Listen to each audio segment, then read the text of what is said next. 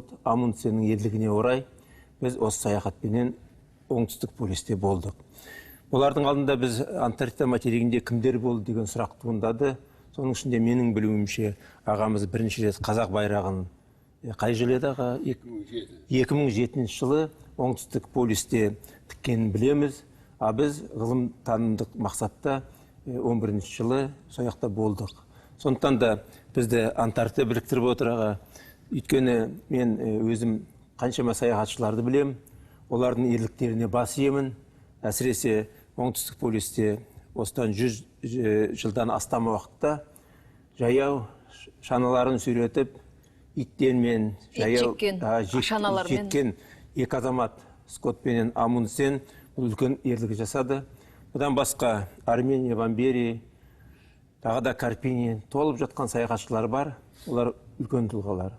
Өзіміздің қазақтардың ішінде саяхатшылар бар. Ол Шоқан, ол Әліби Жангелдин, тағы басқалар. Сондықтан да сәке сіздің мына оңтүстік полюсте болып қайтуыңыз, бұл ел байрағын көтеруіңіз, бұл бізге үлгі болды десек артық емес.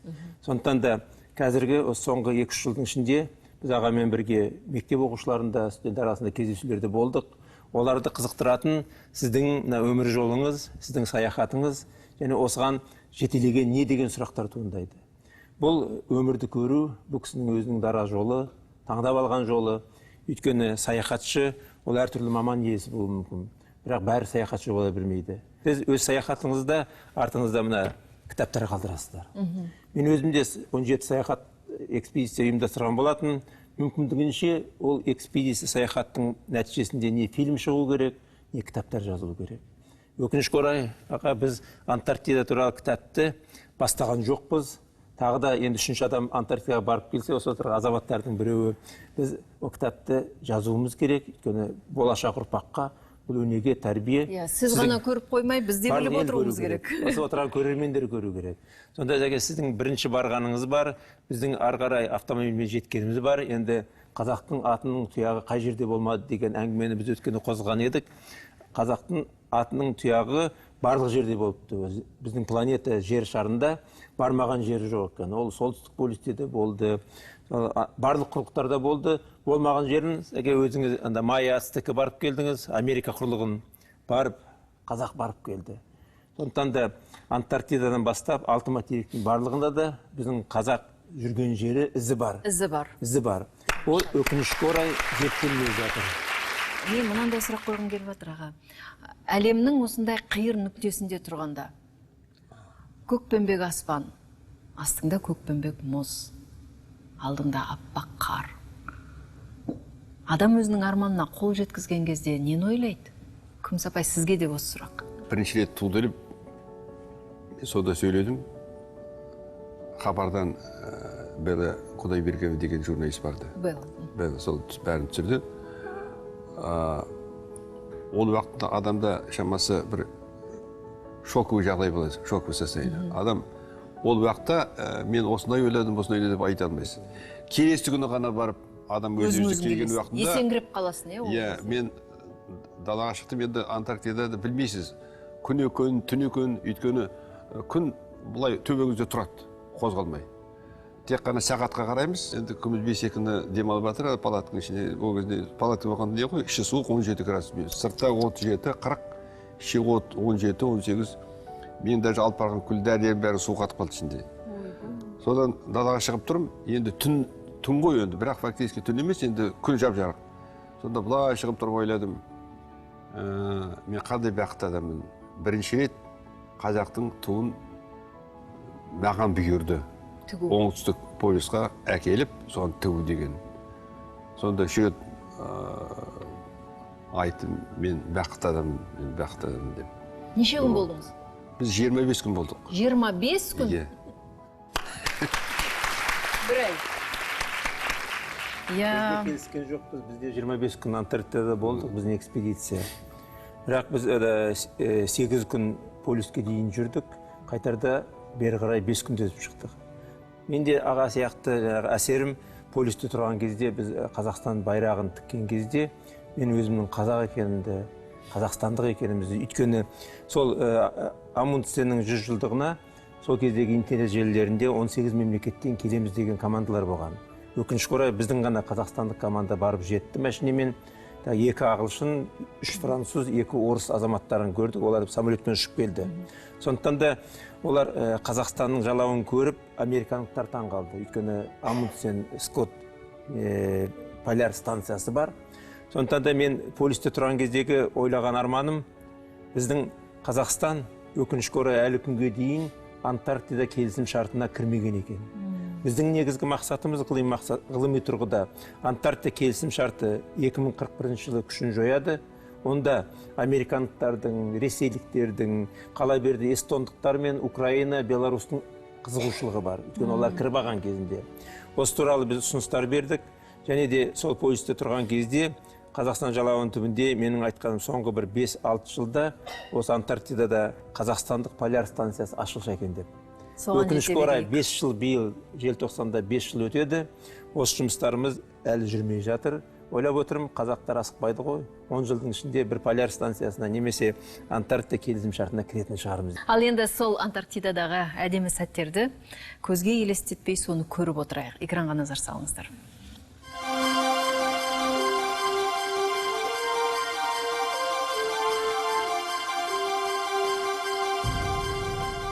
Я сейчас испытываю очень огромное чувство. Жүрегімде еліме деген мақтаныш сезімі кернеп тұр. Можно сказать, за нашу республику. Вот это для меня. Бұл елімнің туы. Қазақстан елінің азаматы ретінде перзенттік парызымды өтедім деп ойлаймын. Я свой долг, как гражданин Казахстана, считаю, исполнил.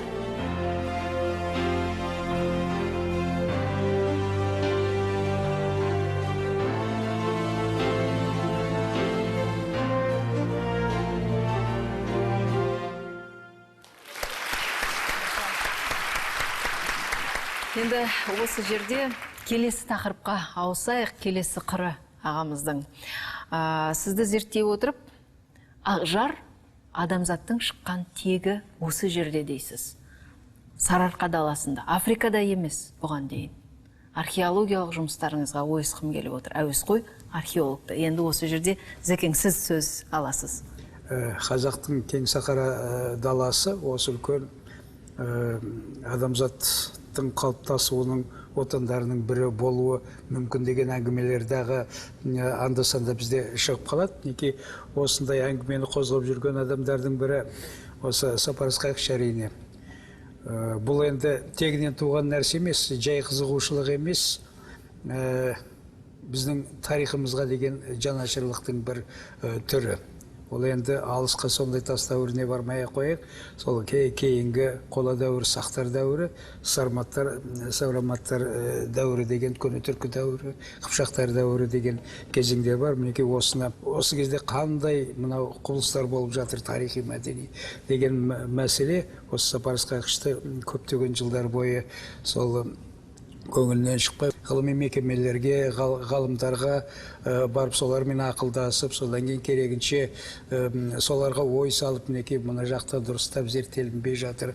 Мына жерде зерттеуге бұлай қол ұшын беру керек деген сияқты мәселелер шыға бастаған. Соның ішінде Қазақстанның солтүстік өңірі Евразиялық университет құрылып, оның алғашқы археологиялық қазба жұмыстарын жүргізе бастаған кезде марқұм Кемекең Ақышев деген атақты ғалымымыз болған ағаларымыз мінеке сол кісіменен ақылдасып, осы Астананың айналасында бұлай барлау жұмыстарын жүргізіп, бір қаланың орны табылған кезде мінеке соған бірінші рет жалпы біздің археология тарихында деп айтуға да болады, қол ұшын беріп, соны қазуға көп жағдай жасаған алғашқы бұзоқ деп аталынады. Оның бұл қаланы, бұл орынды қазу тарихи үлкен мән жатыр. Өз туған өңір солтүстік Қазақстан, Торғай өңірі жағында киелі орындар бар. Соны біліп, неке соларды зерттеуге қол ұшын беріп жүрді. Кейінгі жылдарды солардың ішінде бір геоглиф деген бір керемет ескерткіштердің түрі бар. Бұның өзі бүкіл Евразия кеңістігінде тек қана осы қазақ даласында ғана бар дүние екен. Космостан қарағанда ғана көрінеді. Неше түрлі суреттер, сарматтардың әлгі рулық таңбалары, немесе бірнеше түрлі басқа фигуралар тек жерден қарағанда көрінбейді, жердің үстінен ана жоғары ұшақтан қарағанда, космостан қарағанда жақсы көрінеді. Соны осыдан 2,5 мың жыл бір өмір сүрген біздің ата-бабаларымыз салған екен. Бұл не нәрсе, бұны неге салды, қалай салды деген осы көптеген сұрақтарды шешу үшін жан-жақты мамандарды осы кісі жинай бастады.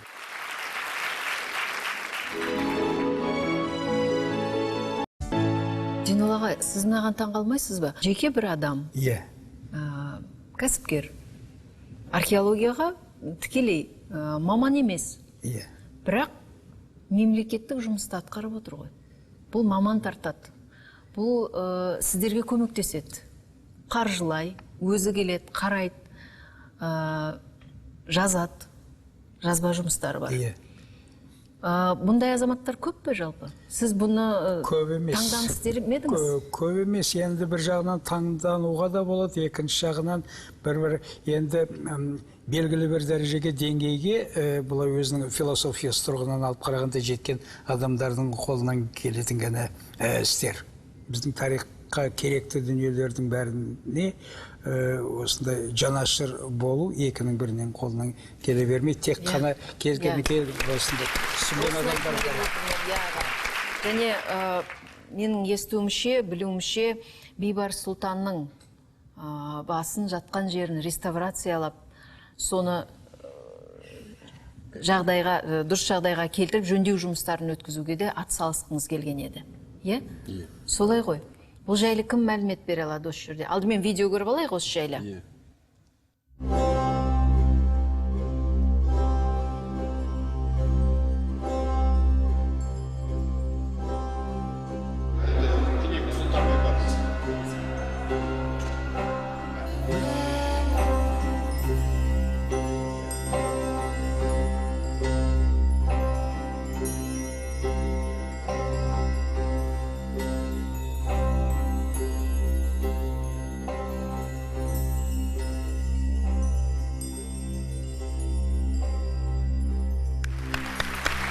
Әттең бұл елді соғыс оты шарпыды.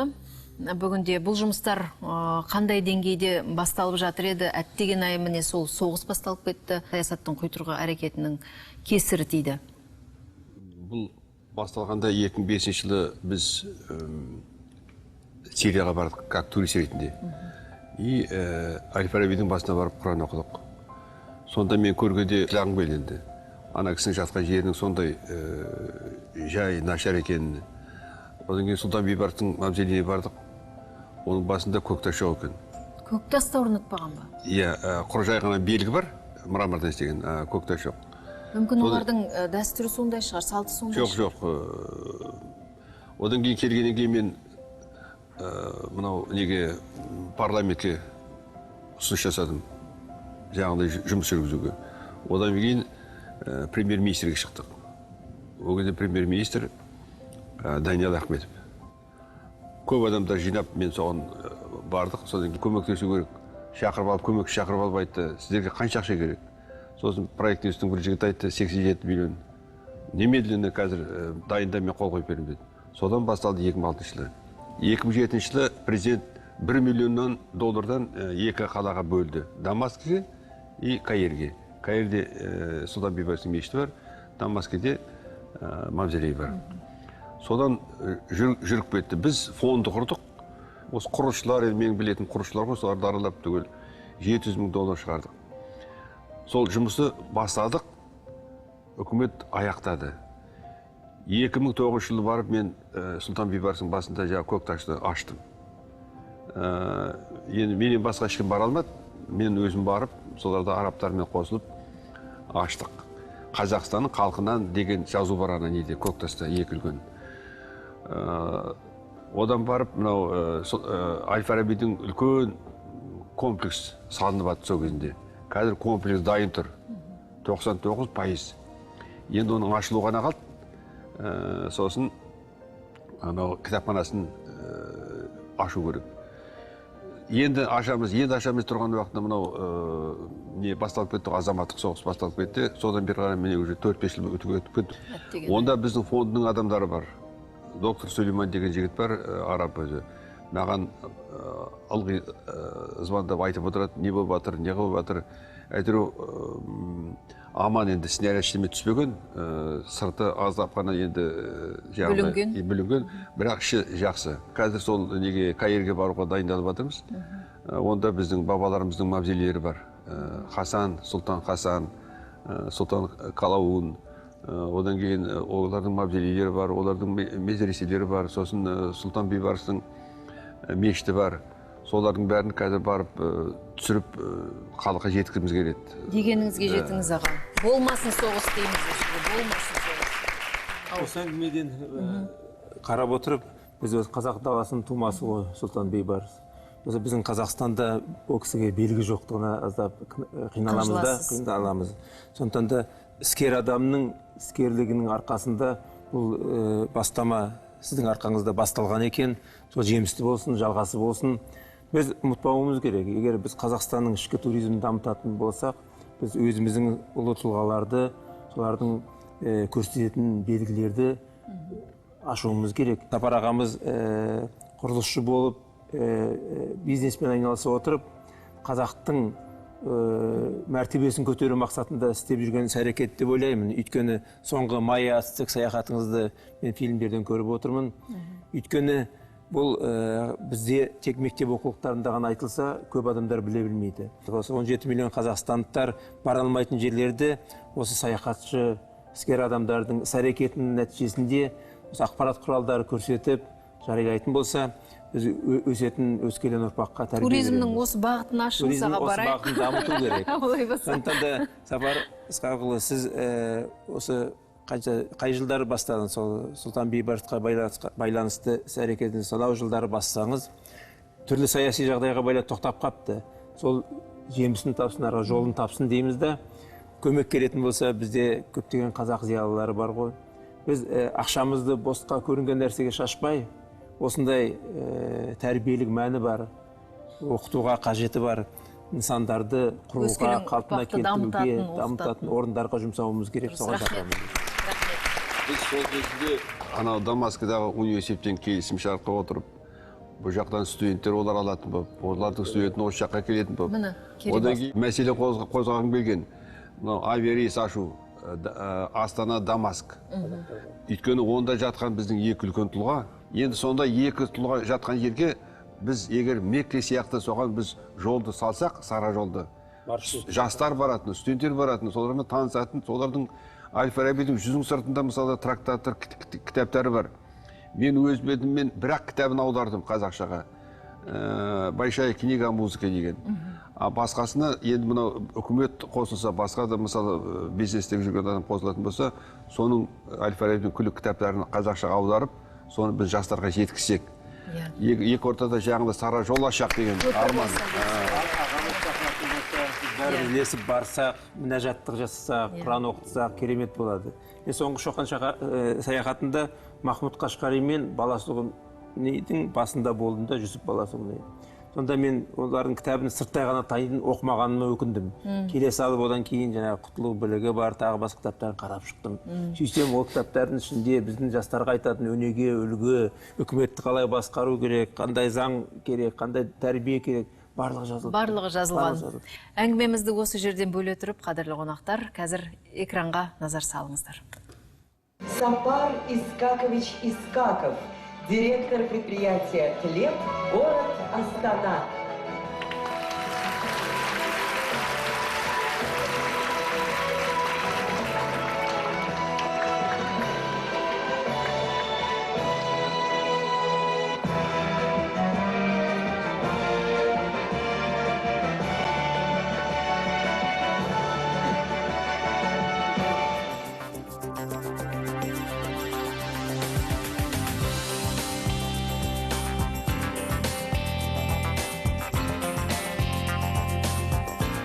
Тек қана өзін ғана ойламай, басқа адамдарға көмегін беріп жатса, қол үшін тиісіп жатса, ол үлгі болады кәдімгі жастарға.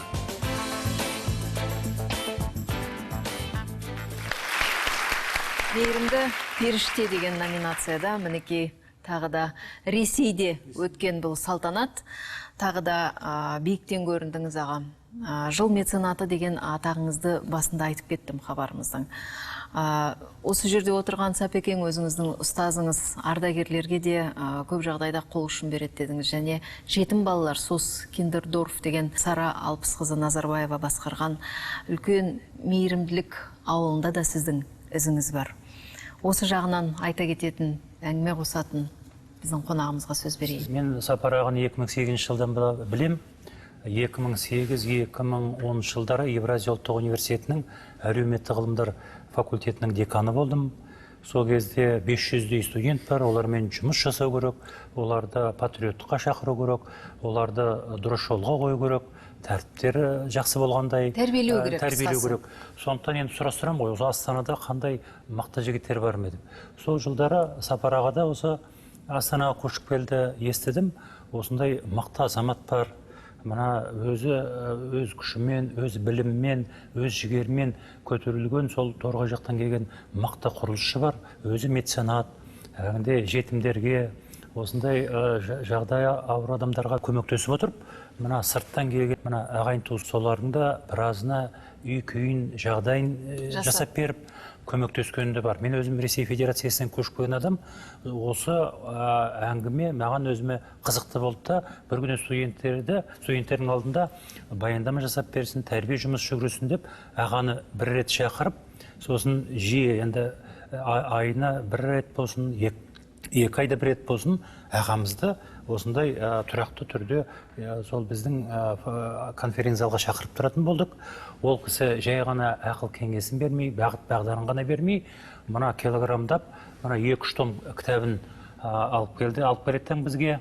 Сонда сол барған жерлерін айтады. Жай ғана көрген қызықты жерлерін ғана айтпай, мына тәрбиелік мәні бар жерлерін айтып тұрады. Мысалы, бұлай деп айтайық, Мексикаға барса, сол Мексиканың қандай салт дәстүрінің керемет жері бар, қазақ соны өзінің игілігіне пайдаланатын қандай жері бар екен, ол кісі түсіндіріп айтып береді. Мен білетін болсам, ол кезде аға бір 110 елге барған болатын 2008-2009 жылдары. 2010 жылдары Евразия ұлттық университетінің делегациясы, ол кезде Абдырайым Бақытжан деген азамат, Серік Негимов, Самал деген арабиска 4-5 адамат, сол Сапар ағаның жолымен барып, сол әгінде көктас қойдық деді ғой.